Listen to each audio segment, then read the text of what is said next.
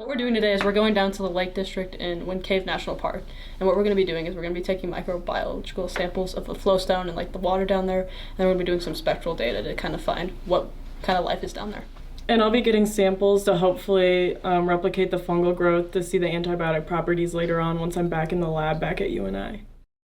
Like push out for us and kind of getting us ready for the future of looking at what we can do at Lake Vega and stuff like that, which are big targets for us in the future. And another thing is just, we don't know what's out there, and it's going to be a thing of, what are we going to find? Is this worth it? And kind of, what are we looking at? I mean, it's going to be a thing of using our creativity sometimes to kind of look around and see what we have.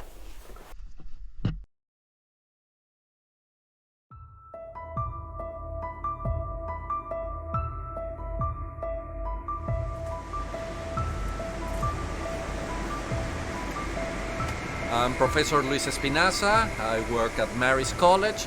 I'm a cave biologist.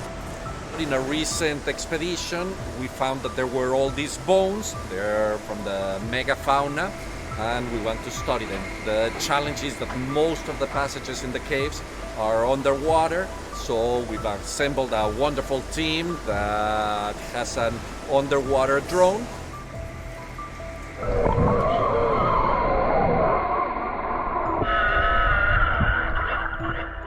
Why do we find so many fossils here? Well, maybe in the Ice Age there were some humans living here, and this was their campground. They hunt around for all the horses and mammoths and animals, and they bring them home for eating, and the bones are just left as garbage. We find scratch marks with their stone tools they were cutting. So we're going to attempt with the claw to grab onto some of those fossils and see if we can bring them back out.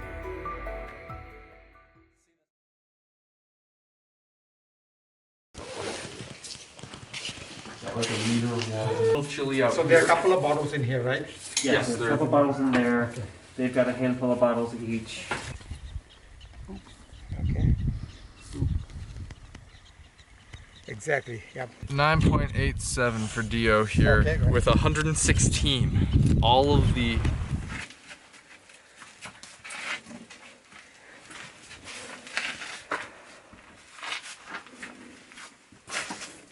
We'll rotate you and Megan for, I'll leave my gear bag down there, bring Megan back up.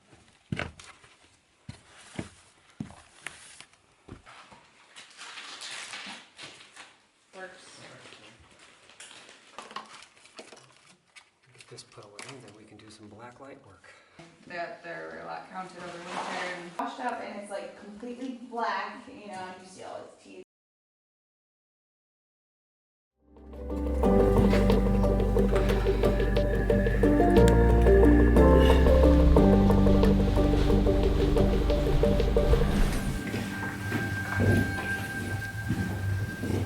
The zebra calcites that we've been hunting are a unique feature within Wind Cave, it appears. They are striated bands of alternating dark and light calcite.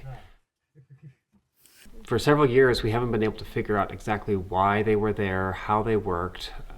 We only knew of a few very large dome-type examples.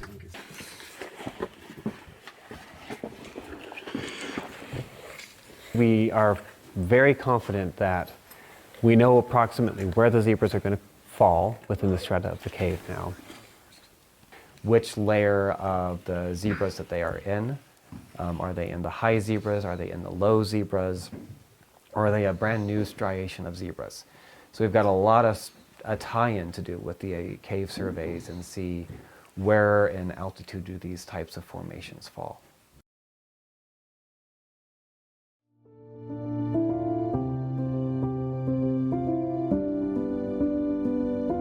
Naši cestu zahájíme ve sloupsko-šušuvských jeskyních, do kterých se propadá Sloupský potok, jedna z hlavních zdrojnic říčky Punkvy.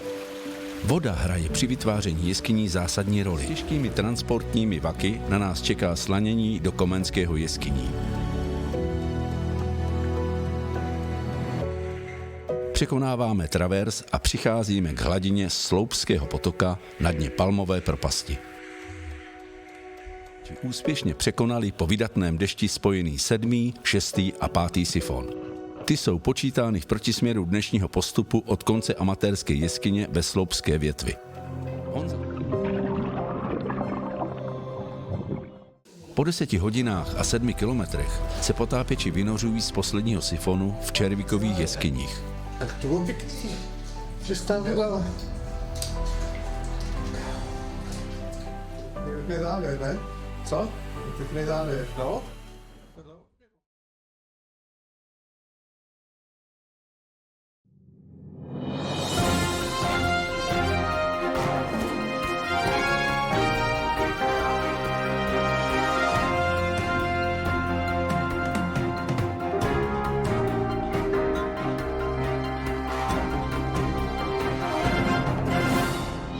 I'm Kitty Farthington with WLVS Action News.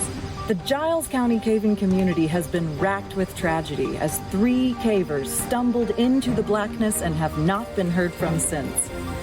Heading over to John Hicks, who is on scene at the site of the rescue. John, what are you seeing over there? WLVS Action News in Giles County. John Hicks here reporting on the cavern disaster. More news soon as people show up. Victims trapped underneath of the earth. I'm sorry, I'm not authorized to speak to the press. And do you know their names? I'm not authorized to speak to the press, but I have told the incident commander she will need to assign a PIO immediately. Action News, do you have anything to say about what you're doing here in the middle of the woods? No, sir, we're just reporting to the scene right now. I'm sure someone else will be with you to discuss these. Action News, do you know anything about the victims, spelunkers underneath the earth? Gentlemen, I really don't, but you should definitely talk to the information officer.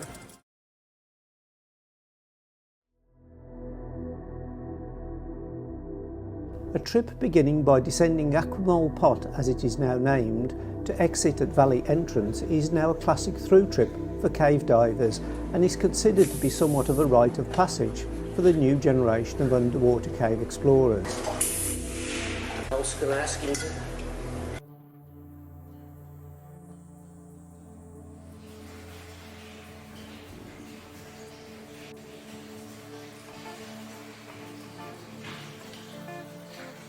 Row 3.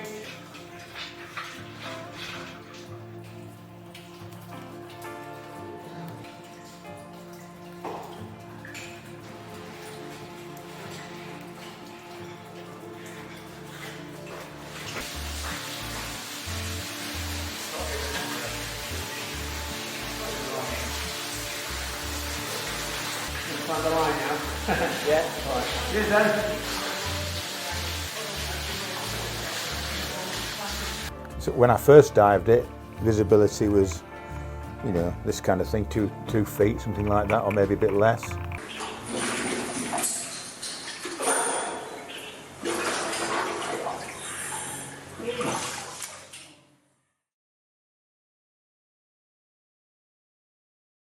This presentation is a special video that Jason Hardy and I have put together for the Tennessee Cave Survey meeting.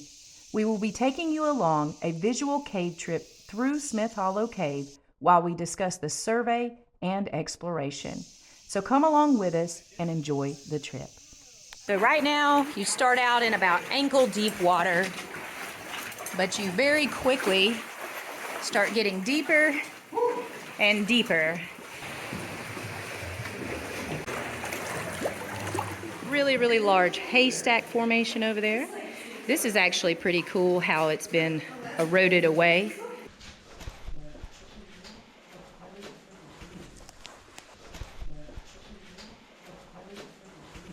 So we've climbed up here into this side passage that has quite a bit of formations in it. So these are pretty cool.